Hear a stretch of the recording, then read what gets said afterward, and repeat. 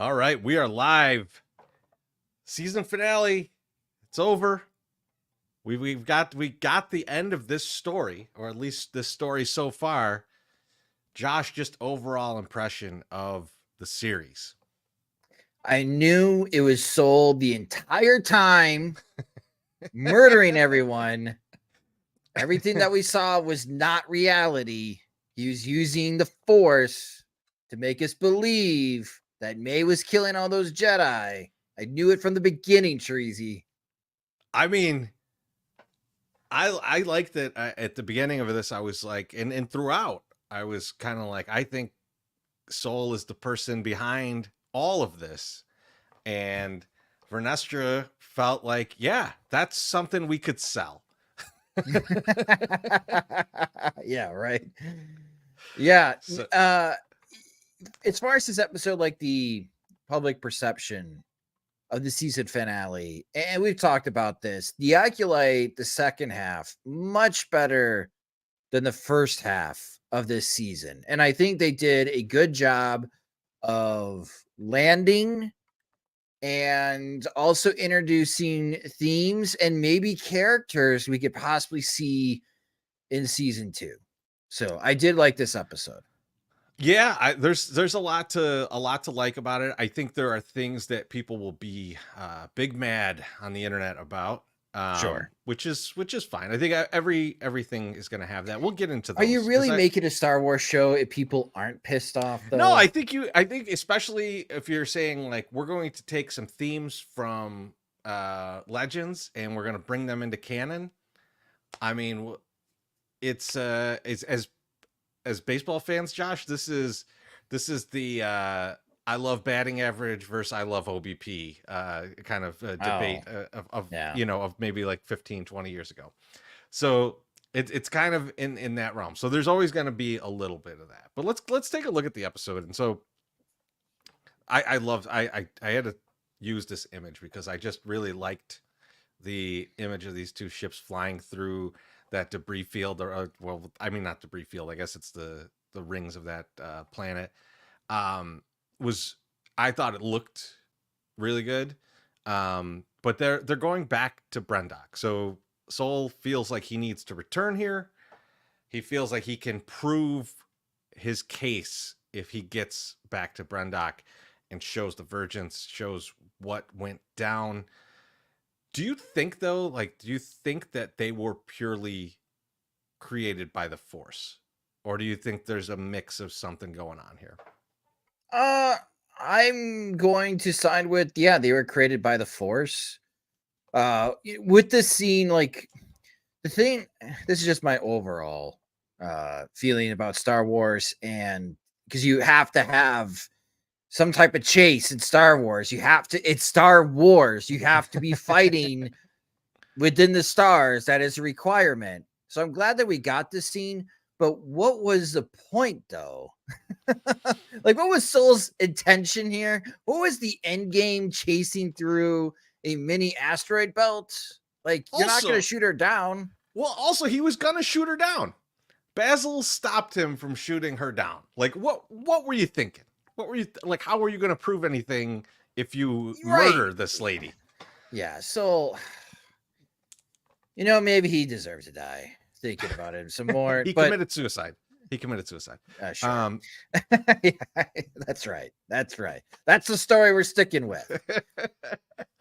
but so they're purely created by the Force. I think that that's interesting, and I think I think what people will be mad about is that we would assume Plagueis is involved in this, but the the only person in the Star Wars galaxy previous to this that was created that way is Anakin Skywalker, right? And so I think a lot of people will say, well, it shouldn't be that easy to do this. In Legends, it's a lot more of a violent scenario. I think even in canon, um, it's different than that. So like it's they used this vergence in the Force to say like this is how it could be possible between these probably dark side users doing this and the virgins on this planet, they were capable of doing that. Do you think this means, and like in future shows, we keep going back to Tatooine?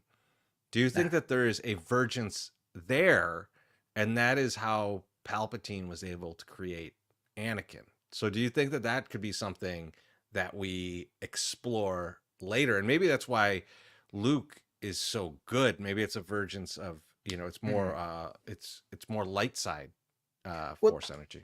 well, Chorizy, like the virgins, the whole concept of this virgins idea. I'm I'm a little confused. And what does this do to people who can wield the force? Like, does this like max out your abilities to It wield it? in some ways it should, right, because it is I think the best description I saw of it is it's a wellspring of force energy, right? Like, so Got you it. would think if you're there, like, just like So it's that the pit. the the cave It's on not the Dagobah, tree, it's the pit, right? the pit, right? Yeah, it's like the pit there, and then like the cave on Dagobah would be a good example of one where like you go in there and it's just crazy time in there for someone who's a force user, right? Like you see all this crazy stuff, you're everything's heightened. um Yeah, so for the twins, they had to use their mother's like blood, right? And she had to use her own because she could wield the force or what she calls the thread. She could be able to wield it. So using her DNA, she was able to create the twins. right. That I can buy. How Palpatine created Anakin with Sheev, right? Skywalker. Shmi. Shmi. Shiva's Palpatine. That's Shiva and right. Shmi, baby. Sheev and Shmi. With Shmi and the whole Mary and Christian folklore, using that theme, Palpatine's doing something else. Like Yeah, he his he's his taking it a step further, right? and I think that that's, maybe the idea here, right? Like this is, got 100 and something years in between, so they're Right. honing the craft, right? And so I think, with the timeline that they're giving us, and we'll get into Plagueis showing up in a little bit. Um, with the timeline they're giving, I think some of the characters we know and love, like I love Palpatine, uh, would be a little bit older than we thought, and maybe there was some manipulation of their lives by these talents that they've learned in the dark side. So Absolutely. And that does make a lot of sense when it comes to Palpatine. And I think having another season or another show, because again, you're trying to make right now, Dave Filoni's got this ambitious campaign to try to make sense of Rise of Skywalker, to try to yes, make sense of whatever J.J. Abrams was trying to do with that third movie, because that's canon and they want to make a new Rey movie. And Dave's got so much of his plate already. He's got to do the Avenger style movie with the Mandalorian and Ahsoka and Boba Fett. Like, there's a lot going on for Dave. But as we saw with Bad Batch, like he continues to go down this pace with the storytelling. Somebody else is leading the show here and telling the story for the Acolyte, but the themes have to be consistent here. and And this I'm buying what you're selling here. Like, is there a version of Tatooine? The more we talk about this idea, Trees, because then this is like a big picture thing with Star Wars that we really haven't seen, right? Have we seen this in other shows? the Virgins, not, Yes. I mean, like, so there's a little bit of it with, and I don't know how much, I'm trying to remember how much of this is in canon versus what is legends about the Mortis gods, but there is some in relation to them. They are from, like, they're from the planet with the original wellspring of Right. the Force, right? Um, Well, I guess the Jedi Dagobah's temples and the the Sith the Sith Dagobah's temples one. though. Yeah, there are certain scenarios where uh different things are different kind of massive wielding force users, like the Bendu in Rebels, right? Like there's something on Lothal that's Mhm. kind of crazy with the way that they could like kind of transport through the world between worlds. Like I don't know how much those all are considered vergences or if they're something different, but there's a lot of these sprinkled throughout where it's like there's special abilities around these things. There's special characteristics of them, and like, but the part of that is that Palpatine's looking for all of these, right? He's in search of all of these things. Yeah. So it's unsurprising that Plagueis would be involved here. It's also, to your point, Filoni trying to build on these themes. This theme of immortality just keeps rolling through this episode or through Yes. this series, and not so much from the staying alive forever as much as the creation of life. Right? They're related, and I think that that's kind of where that's coming from.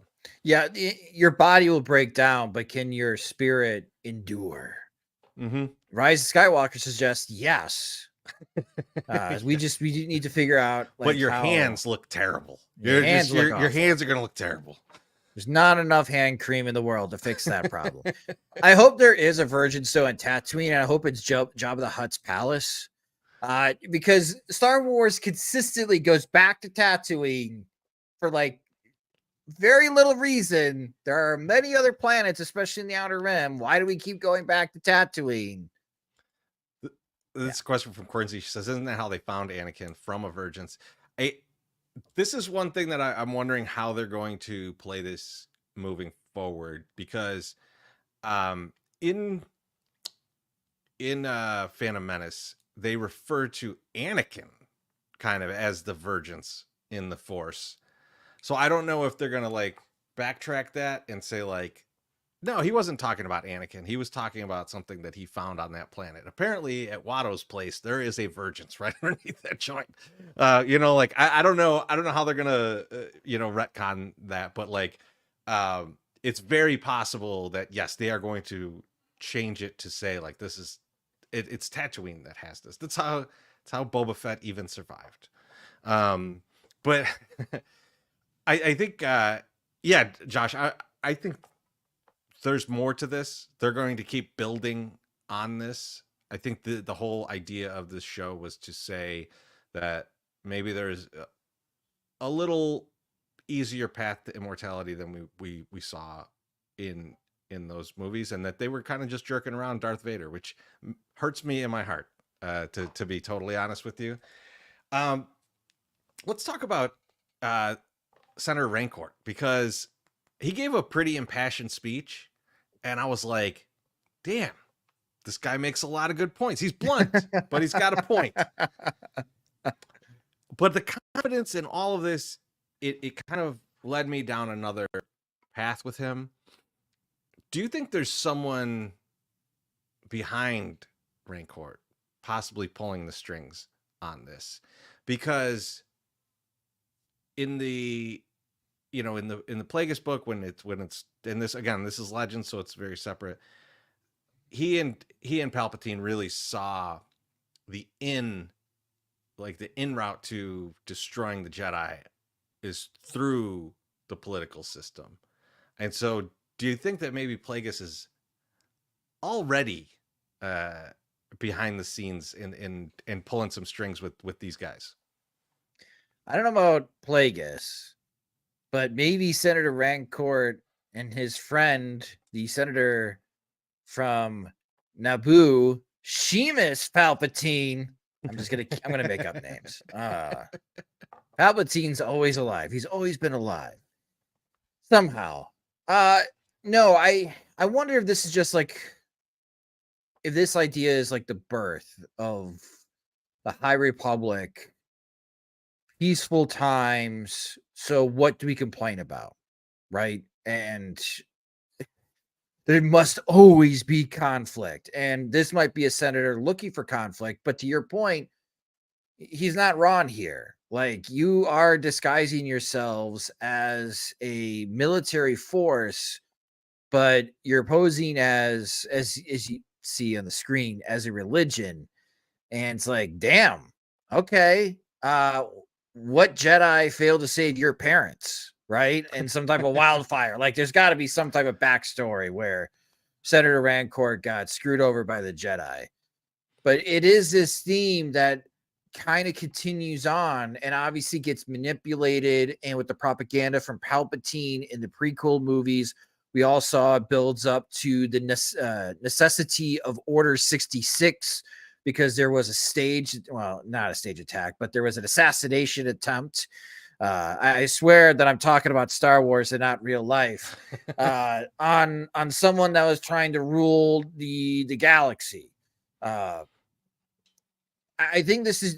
I don't know if there's more to this. I'm just wondering if this is the seed that's planted that this type of notion and the distrust of the Jedi or being skeptical of the Jedi had existed long before the prequels. Yeah, I mean, I think in a sense, I'd like to think of it that way. Like, I think that like it's just this was always bubbling up, and maybe Plagueis and Palpatine saw this as the end because of that. Like there was already this tension, and they saw that this is a tension that they could exploit. But then I saw my man show up, Plagueis in the flesh, the not too great flesh, but flesh nonetheless. Um, he shows up in this show, and one thing that I'm a little relieved about is that they kept him immune. Like he's like that's a species. Um, because they're extremely smart without being force sensitive, right? They're extremely smart. We know that they live longer. All these things that are important to the character itself. Um, but one interesting thing is that in the Clone Wars, especially, you see this is that they are very tied to banking. They're they're considered like I think they're part of the banking clan, if I recall the way that it's worded, um, which means when you're thinking about politics, there's a lot of money involved, right? Like so, this is how I think that he could be influencing things, not through himself having Rancourt on his, on his roster or anything, but manipulating people that control the money to control this guy, right? And having that kind of pass through effect onto these guys. So I think that there's something there.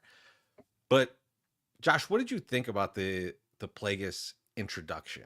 And like they only showed him, you just kind of get a little glimpse. It's more Easter egg than anything. Yeah. Did you want more? Was this perfect? What did you think? You couldn't get more because then it'll be completely distracting in what is a season finale, maybe a series finale.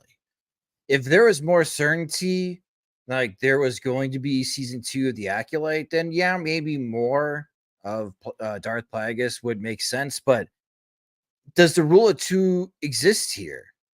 Because if it does, then Chimera is backstabbing Darth Plagueis, and he's not going to be living much longer.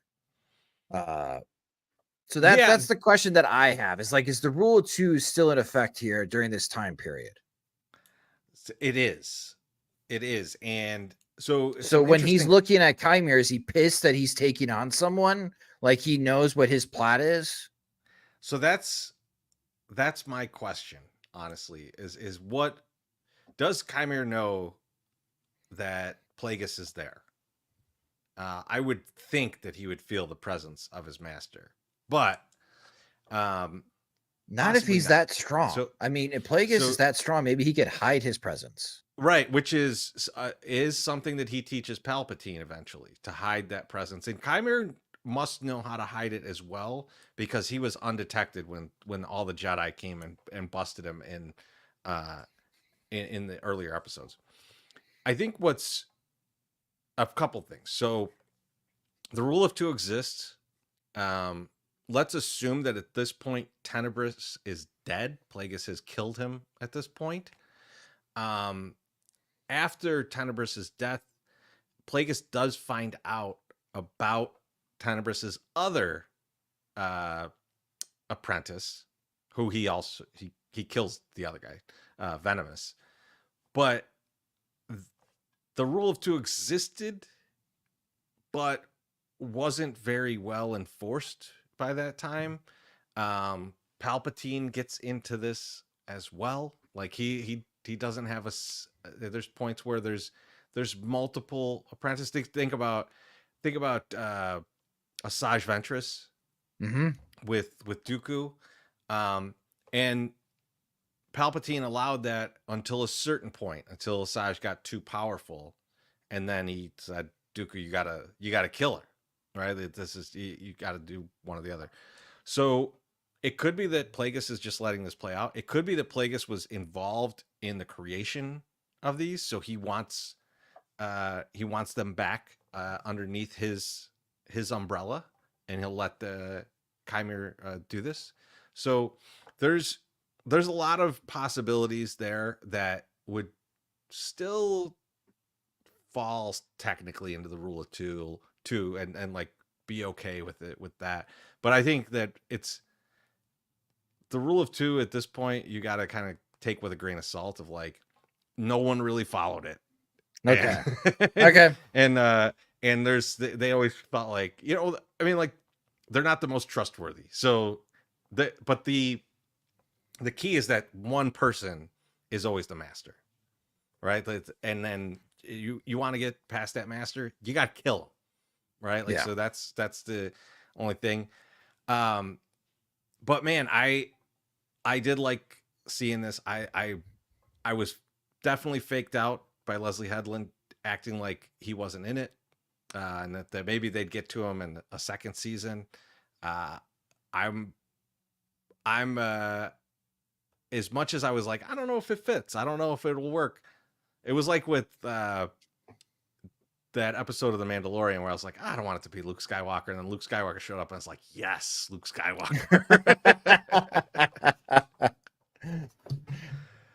So we get back to that planet, and we get to Brendok, and we get the fight that I think we wanted in episode 6, right? With Soul versus, or episode 5, I should say, Soul versus the Stranger, and yeah, quite the battle, Yes. A lot of cool little Force things. What did you think about this fight, and then also what did you think about the May and Osha fight? I thought it was well edited. After complaining earlier this season about how poor the editing was, this action scene was well edited.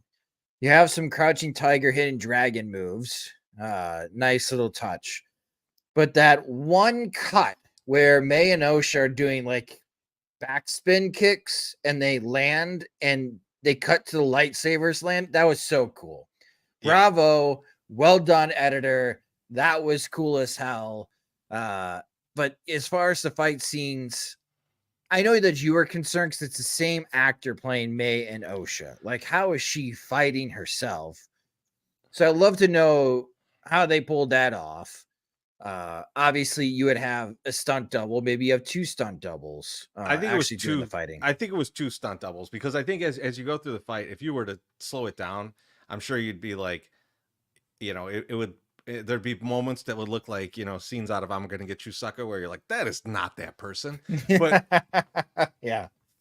but I think the way that they pulled it off, like, you didn't care. You could enjoy No. that fight on its own. It looked good. The fighting actually looks very good. It's in a confined space, which I like when they get that more claustrophobic fighting in an enclosed area. So that was very cool. I thought the Soul versus the Stranger fight, I thought was awesome. It I was. I enjoyed that quite a bit. I did like, you mentioned the crouching tiger, hidden dragon stuff, and there was some excellent stuff in there that, like, I don't really remember in Star Wars, like the double kick to the chest that happens. I like all of that. I like I was like, okay, this is a really good fight we're getting here. Yeah. And it showed too that like how evenly matched those two were, which is interesting from the point of Vernestra eventually getting to uh this place and seeing, because she knows immediately when she gets there that the stranger is her former apprentice.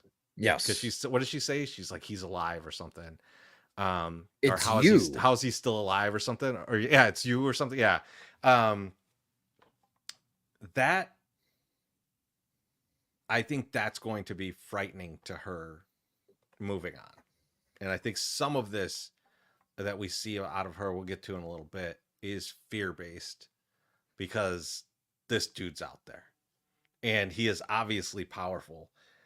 Um, so I really enjoyed everything about this scene. Yeah, with I think Anakin's the only one that doesn't really hesitate to kill Siths as a Yeah, no, Jedi. he did for a moment, but Palps helped him out. Yeah. He's like, hey, cut that guy's head off. Yeah, no, the only one that he hesitated on, he didn't let Mace Windu finish the job. Oh yeah. He Yeah. didn't mind cutting Mace's arm off, but No. yeah, don't kill Palps. Yeah. Yeah. Because Soul won that fight. I mean, he Yeah, destroyed his lightsaber and you cut him down, and that'd be it. But no, you can't have that. Which I think leads us to what ends up happening between Soul and Osha. he kills himself just like this. Yeah. I don't mind. I think this episode did a really good job because this is obviously an advanced force technique, but it goes back to that helmet. And when she puts the helmet on, and we haven't talked about that scene, I thought it was excellent because with her blinded by everything else and just honed into the force, Osha might be able to like take over Kymir's mind, much like Torben Which was. looked like there was a touch of that because his eyes go black Yes. trying to save her. And he starts to panic. Like he must know that this type of power exists. So if they do bring it to season 2, I wonder if we get a little bit more of that. If that's foreshadowing to something that could happen in season 2. But that putting that helmet on and tapping to that power and dealing with the motions hidden underneath, which was talked about in the previous episode, I'm totally cool with her out of that moment in anger, force choking, suffocating Soul using the force. I'm okay with that. There's a lot of people online that are not okay with this. I do not see this as like Sabine Wren force pushing in Ahsoka. No, we thought that was pretty far fetched when we were reviewing that show in our podcast episodes. This maneuver, I don't think is far fetched, Chorizy. We'll see. I think there's a difference here. There's a very big difference, and I think that's something that like we as people that watch a lot of Star Wars and everybody who's commenting on this, I'm sure watches a lot, is that when you tap into that dark side power, it is corrupting, but you become much more powerful, right? Yeah. Like so there's all of the hatred, all of the anger that she has been trying to subdue, let out.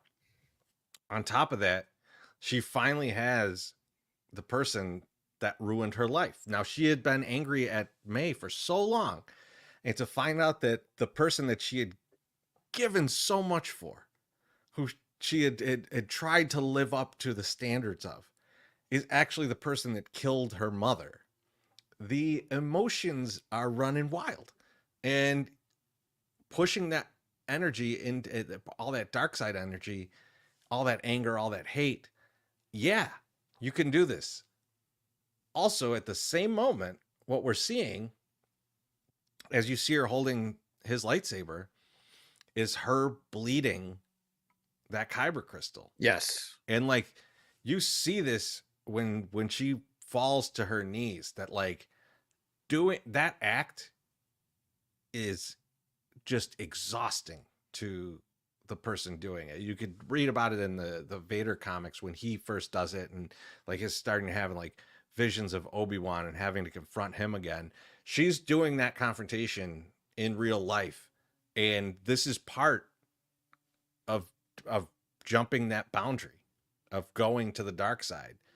She has to kill him, and she does it, and she does it without a weapon. It's the final step. It all kind of fits the narrative that's being said here. And like i I did not look at that and think, no way. I thought, yeah, anyone whose parent was murdered by someone and then that person raised them, they would kill that person, right? Like Yeah. that's how that would go. So like it's not, it's, to me it wasn't crazy at all. No, and I did like the kyber crystal bleed. We finally get to see this. So now Man. we've seen it in action, but we need to see it from Ahsoka. That is where it's not clear on how Ahsoka did what she did. The purification, The purification. the turning the crystal back into like the, so that's if you're unfamiliar. So Ahsoka has the lightsabers that she has later uh in her arc are these white lightsabers. Those are lightsabers from a Sith, I think from a what are I'm blanking on Inquisitors? this. The Inquisitors, from an Inquisitor that she killed. So these were bled kyber crystals from an Inquisitor. She purifies them. That's why they're white. That's apparently the only way that you could have that like white or silvery lightsaber. So we haven't seen that yet. Seeing the bleeding, I would like to see it in a scenario where there's not like such a violent moment going on. I want to see one where like it's a Sith just having to go through the ritual on their own, kind of secluded. I don't think it will be as cool uh as this, but like I think that I would like to see that. But like introducing it in live action in this way felt it felt satisfying. I think that was a good way to portray it, because you get all that emotion that goes into it in this moment. Yes, I agree. All right, so we got to get back to the end of this episode, because it's kind of wild. Like I did not expect it to end the way it did, where Vernestra just kind of blames everything on Soul. Josh, what impact is this going to have on the Jedi? That's a good question. I think this helps Senator Rancor more. Oh right? yeah, Be like, yeah. oh, They're Jedi gonna are killing each other. Like they're gonna do that investigation. yeah. If you're having infighting, someone has to protect the people, and that is our responsibility as senators. So how do we protect ourselves from the Jedi? Is this where the Jedi Sentinel are born? That was one idea that I wrote down. Do the Jedi Sentinels actually work for the Senate, and they help protect the Senate and the people if a Jedi goes rogue? So that was one idea, because that would make sense, because a lot of the Jedi Sentinels become Inquisitors after Order 66. But yeah, how this will impact as far as like the Jedi, I mean, it just sows more distrust and what is going on, and more confusion. Even though Vernestra thinks that this is a clean story, everything's wrapped up. You have nothing to worry about, as the image shows. Nothing to see here. Please disperse. Quite the opposite. And I think that's why we get the final scene with Yoda, the final image that, hey boss, I got some really bad news. We're getting audited. I mean, that is the the way the series ends, right? Like, we got to open up the books. We got to open up the books. Right? We're in a bad spot. Yeah, I mean, like, I feel like this is definitely a scenario where even if it's not the beginning of the end for the Jedi, it is at least sowing seeds of discontent with them, right? Like Yes. it's the public is going to hear about this. And when they start to hear about this, yeah, it's a coven, right? And like that's who they murdered and he covered up this. But like when is that next step just going to be like we're just, a a group of people that are trying to do something that like the government doesn't like? Are the Jedi going to come and just like murder us and then like it's okay? And I think that that's kind of where people who want to can start to really, kind of get under people's skin, get people thinking differently. And I think this is where it opens up the door for Plagueis, Mm. for Palpatine, right? Like, so I think that this is I like this part of it. I think there are definitely people who are reading the High Republic books, and Vernestra Rose such a great character in those that they're like, what? What's going on? Why would this happen? What has happened in the 100 years we haven't seen her because she was so great? Um, so I think that this is something that like I think High Republic readers, as they're getting into these final books of this, are like, man, I'm a little worried about what's going to happen with Vernestra. This is not good for for my book reading mental state. But thinking about what's going to happen, what will go on, there are talks of season 2, there's talks of there not being a season 2. Josh, what are your thoughts? Should there be a season 2? What do you think would happen? Just lay it on me where your mind is at with this one. After I watched the episode, I really thought, okay, there's going to be season 2. But after reading some well thought out critiques, like especially the Rainer, I recommend reading that. You can, if you're Dave Filioni, because it's going to be Dave's call, walk away and just wipe your hands and be like, good job, everyone. You gave me a limited series. Thank you. We're going to move on. I do think you have a gap here that has piqued some interest. But again, you have to get to the point of how did Palpatine come back from the dead? And I think we are missing how did Palpatine become who he was to begin with? And I'm wondering, because Dave's like started his animated series, the more I think about it, do we need an animated series called Palpatine? And you can still bring in Chimere and Osha, but again, with the rule of 2, one would think that Plagueis would pit Palpatine against Chimere and Osha. And Palpatine obviously would win that battle. But how does he win that? And why does he decide to kill his master, Darth Plagueis? I think that's something that we do need to see. Could be a limited series, because we've seen like the Tales of the Jedi and the series that just recently came out. Tales of the Sith that came out? Tales of the Empire. Tales of the Empire. I Maybe mean, I we think need a Tales of the Sith, and it displays Palpatine young with Plagueis, and you could bring these characters back, but in an animated format. well, I think you could do it. That's a good point, and I think you could do it in a scenario where it's like Tales of the High Republic, and you can mirror Vernestra's the missing parts that we have of Vernestra into this series and past, and then also what happens with Osha and May, right? You could take care of those stories in animation, and then if you wanted to fill in the blanks on Plagueis and Palpatine, that could be its own live action series, or that could be, I mean, really, it could be a movie. It could be something bigger. I think people would have quite an appetite for that. I think one of the things that like I struggle with is like I've read a lot of the stuff. Right, I should say I listened to it. I didn't read it. But like the Plagueis book is great, and there's a lot of good stuff, and I think they could use a lot of that stuff. But not a lot of people have read that.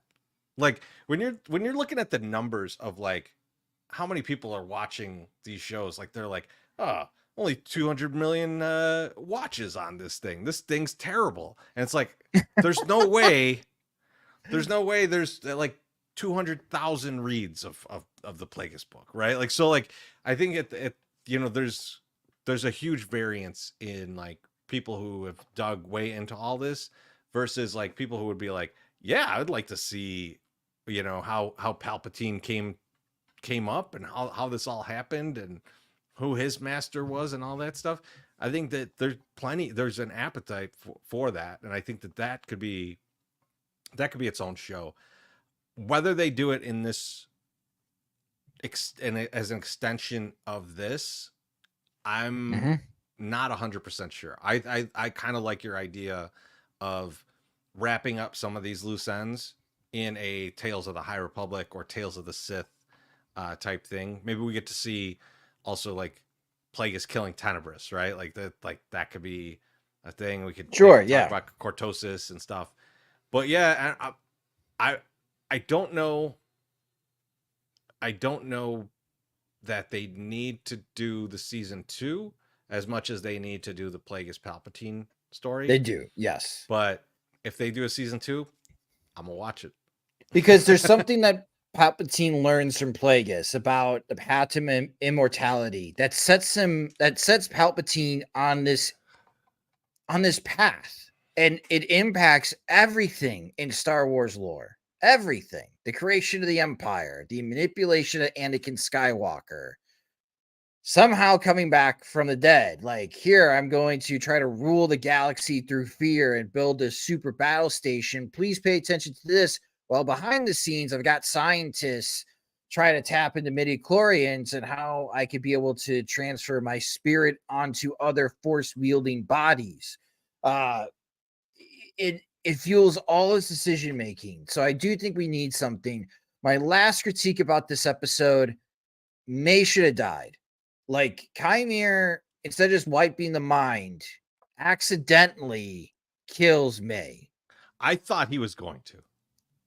I thought that's how that was gonna play out, because I mean, like, I've been seeing things like, oh, is Osha attracted to Chimera? Is that something we're gonna see in this? And it's like, I don't think so. I think like she very much is like, I will do this to save my sister.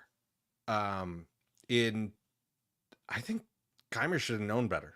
Of like, they're eventually going to track back to us if we leave May alive. Yeah, I mean, he can use the technique. She passes out, you leave, but what he really did was gave her a brain aneurysm. Yeah, and like, yeah, I mean, like he could have just killed her, right? Like, and be like, whoops, but hey, you still got to come with me. And maybe they get to the island and Osha feels like a sense of loss. Yeah. Yeah. So I think that's my critique. May should have died. I'm not gonna go against you too much, but like they were definitely shooting for a season 2, so they needed some May. They well, you took your shot. Congratulations.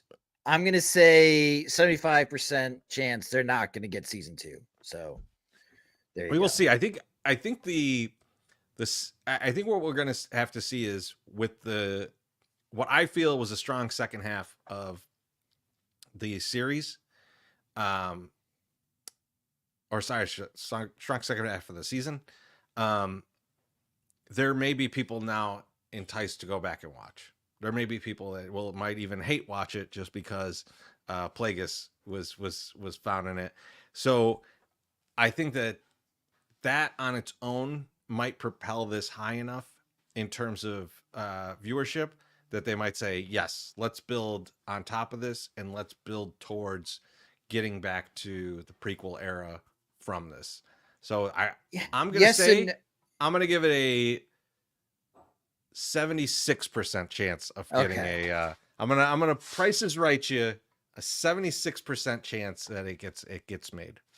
Oh, you think 76% chance there's season 2? I say there's 75% chance there isn't season 2. Okay, so then I'll go. Sorry, 74% chance that there is, or that that there isn't. I'll I'll still go along your numbers, but I think that there's going to be a season 2. Uh, outside influences, because it's Disney. Pay attention to Kevin Feige's press conference that's coming up here. If it's not well received and Marvel continues to drown and be now a money pit instead of a money machine, Disney will put more pressure onto Star Wars and that IP to make up the losses from Marvel. And I'm wondering if that forces Dave and Kathleen Kennedy and John Favreau to put more eggs into the Grogu basket. And again, this was nice, guys. Thank you, everyone. All right, we really need to hunker down and get this Mandalorian movie made. They're working on that. That's definitely the moneymaker. The Mandalorian definitely makes that money. But you know how much Marvel is struggling right now. And oh, it feels like so much is on Deadpool, Wolverine, like too much pressure on that movie. Yeah, Deadpool, Wolverine, and then my guy Han Solo's got to bring back got to help bring back the franchise in the new Captain America. So we'll see how those go. Thank you everyone who's Yes. joined us for this whole season and walked through these episodes with us. We really appreciate it. We've had a blast doing it. We'll be back for Skeleton Crew, I assume. So that I don't know when that's coming out, but assume that we will be back for it. Until then, you remember you can find Josh at socksmachine.com and on Twitter at socksmachine_Josh. You can find me here at from the 108 and at Chorizy-E on Twitter. Coming up, we will be in Kansas City. So come hang out with us this weekend in Kansas City. And we'll talk to you all very soon. Have a good night.